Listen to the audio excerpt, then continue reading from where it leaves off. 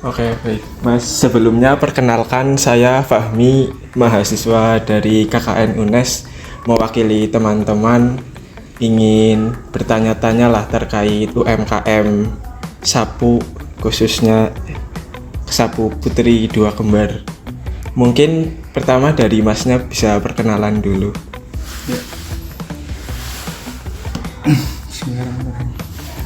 Perkenalkan, saya Iqmaluddin Aziz, anak dari Benda Owner usaha UT Putri Kembar UMKM Sapu Rayung. Di sini kita produksi sapu lantai berjenis rayung dan ijuk, Mas Fahmi. Itu jadi khusus untuk sapu lantai itu ada dua jenis tadi, yang ijuk sama rayung. Selebihnya yang lain-lain itu ada supplier. Kalau boleh tahu itu asal nama Putri Kembar itu dari mana gitu? Dari adik saya, yang nomor 2 itu kembar cewek semua. Berarti kembar Cewek-cewek. Oh. Lalu sejak kapan usaha ini mulai didirikan? Waktu tahun kisaran 2007-2008 awal bergerak di bidang sapu. Berarti Masnya ini ngelanjutin atau memulai usaha sendiri? Generasi pertama Oh, benar. di persapuan. Generasi kedua, Mas. Berarti Generasi kedua. generasi pertama dari Bapak generasi Oh, kedua. Mengapa Masnya itu memilih untuk melanjutkan usaha gitu? Melanjutkan usaha sapu ini dibanding memulai usaha lain? Satu, yang pertama kita udah punya kemitraan, punya pasar, jadi eman-eman, Mas. Nah, tugas kita di situ pengembangan yang sudah ada kita jalankan, pelan-pelan kita mengembangkan sayap dari yang sudah ada, seperti itu. Kenapa saya memilih untuk melanjutkan untuk penerus bisnis sabun tadi. Lalu untuk bahan baku sapunya itu berarti diambil dari mana, Mas? Petaninya itu ada di Wadukumpul, Mas, kebanyakan.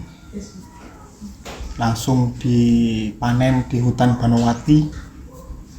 Disitulah tempatnya para petani bahan baku sapu rayung.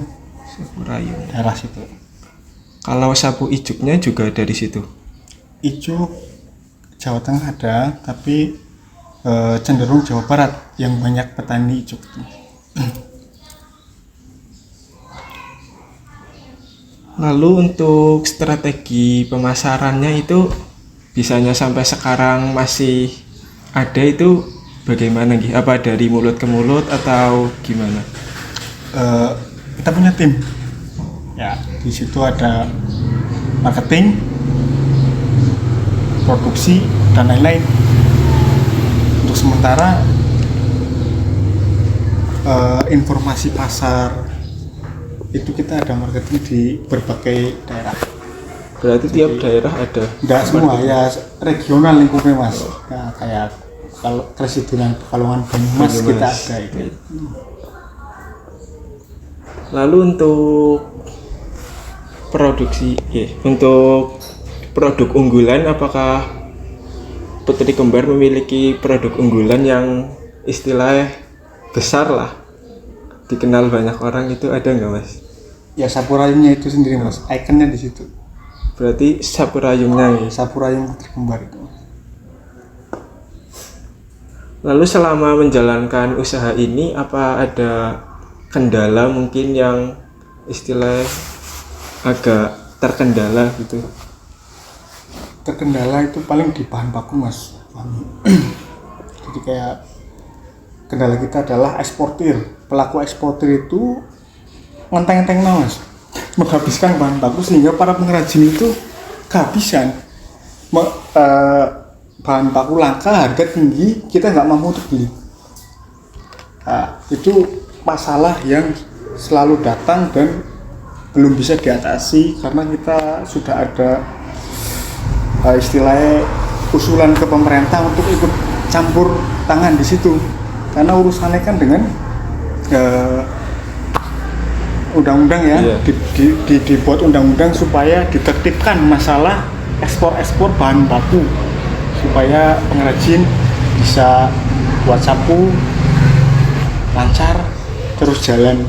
Itu mas biasa istrinya. Terus untuk dampak usaha ini kepada warga sekitar, apakah dari warga sekitar itu support atau gimana mas? Alhamdulillah support, bisa sedikit banyaknya membantu lingkungan tetangga. Pekerjanya berarti dari warga sekitar juga Ya, modelnya freelance. Terus mungkin ini mas terakhir, bagi para orang-orang lah yang ingin memulai usaha mereka sendiri, mungkin ada saran bagaimana biar usahanya itu tetap jalan gitu. Orang yang baru mulai Iya. biar usaha tetap jalan ya mungkin konsisten, manajemen bagus, menjaga kualitas, insya Allah usaha lancar. Mungkin itu sih yang saya ingin tanyakan, kurang lebihnya saya mohon maaf. Ya, Terima kasih mas. sama-sama. Sorry.